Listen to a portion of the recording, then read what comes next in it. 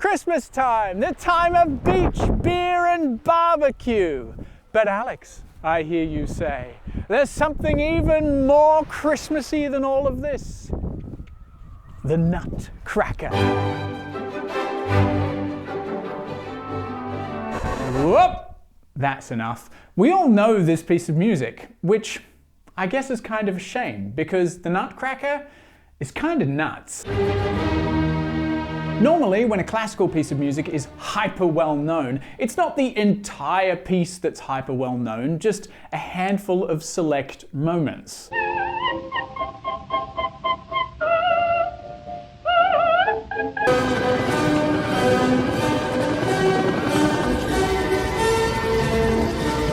Tchaikovsky's Nutcracker is a bit of an exception to this though. I love this one! What a classic! Who doesn't know this? Wait, how is this all the same piece of music? I mean, how many iconic musical moments can you have in just one piece of music? But how does this happen? Why is this piece so recognizable? When the Nutcracker was first performed in 1892, it wasn't a failure, but it wasn't a raging success either. In fact, performances outside of Russia didn't even happen until the 1930s. It wasn't until the piece appeared in Disney's Fantasia in 1940 that international public interest in the Nutcracker began to take off. It wasn't much of a success, and nobody performs it nowadays. But I'm pretty sure you'll recognize the music of the suite when you hear it. But since then, given its connection to such a Disney classic and of course its Christmas nostalgia, it's infiltrated pop culture in the second half of the 20th century. Everyone's a fruit and a nutcase. I find it very healthy for my ego.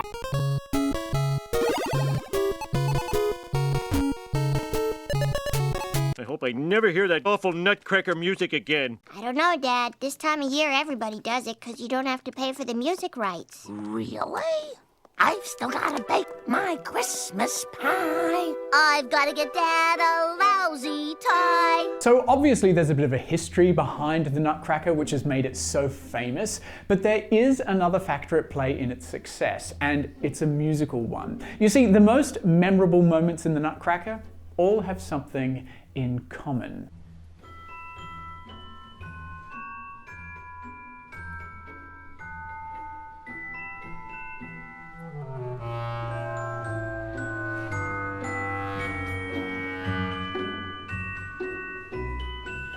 Dance of the Sugar Plum Fairy is instantaneously recognizable. But why? I mean, yes, it has a relatively catchy theme, it's short, compact, relatively simple, but what makes it genuinely unique is its sound color, that ingenious combination of pizzicato, bass clarinet, and of course, Celesta.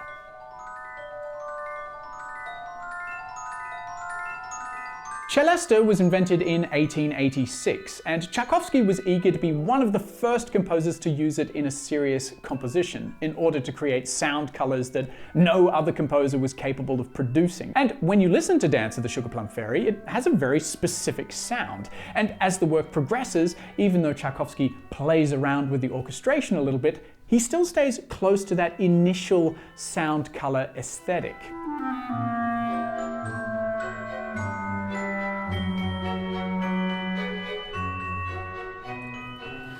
In other words, this piece is sound color consistent. It's a homogeneous sound color unit. Or how about this, from where Clara and the Nutcracker arrive at the kingdom of Confitorenburg?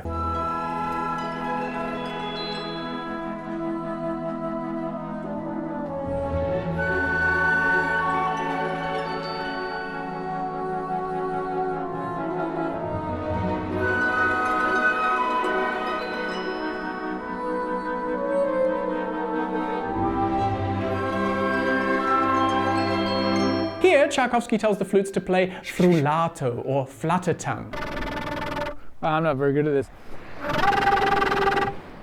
This was to musically depict a river of rose oil. But this is one of the earliest examples of a composer using fluttertongue. Obviously, in the 20th century, you see it used everywhere, but in 1892, it wasn't really a thing. Tchaikovsky was chasing after completely new sound experiences.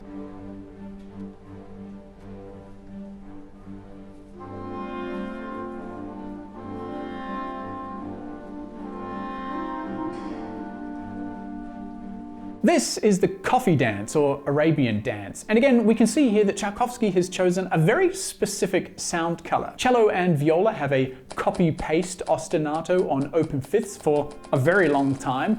And above that you have English horn and clarinets with this beautiful combination of accents and legato.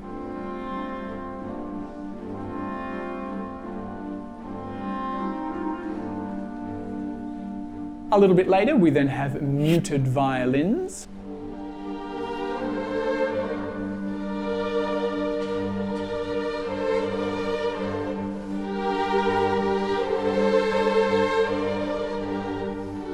And then a little bit of tambourine. But you can hear that this dance has a very targeted sound color aesthetic. He's choosing very specific techniques and instrument combinations. And everything that happens after this aesthetic is established is essentially just a variation or an elaboration on that initial sound color.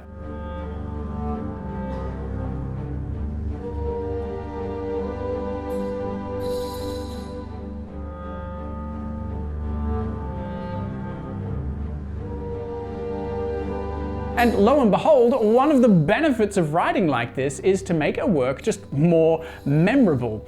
A work will feel more coherent.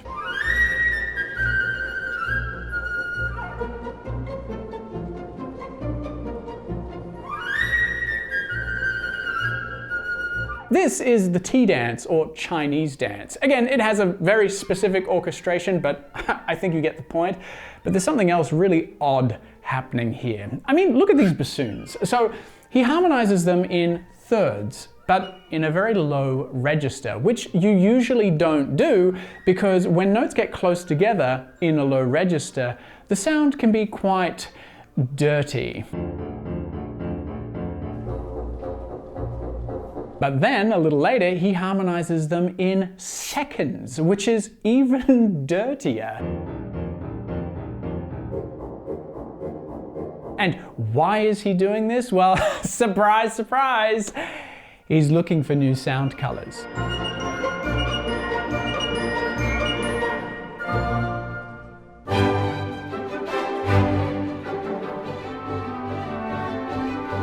Okay, well, how about the famous Russian dance? Believe it or not, there's something really genius happening here as well, and we can find it in the B section.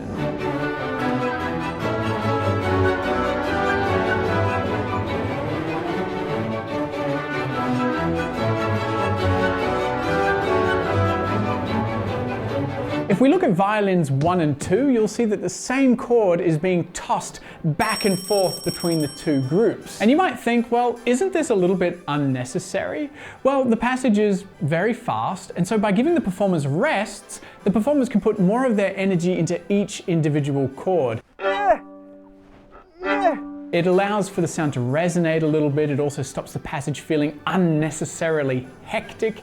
And as an additional bonus, it adds a small stereo effect because the chord is moving spatially within the orchestra. It's just really fantastically orchestrated in a way that gets the maximum power and energy from the musicians. The point I'm trying to make is that the Nutcracker is actually one of music history's greatest masterpieces in orchestration. But it's kind of hiding in plain sight. Obviously, other composers at this time were also beginning similar experiments. I mean, think Carnival of the Animals by Saint-Saëns, for example. But the Nutcracker is objectively one of the most sophisticated orchestrations of Tchaikovsky's entire career, and arguably one of the biggest reasons why the Nutcracker has achieved musical world domination is because its brilliant yet homogeneous use of sound color has made each dance so memorable. But of course, one of the tragedies of very well-known pieces of music is that they get repeated ad nauseum,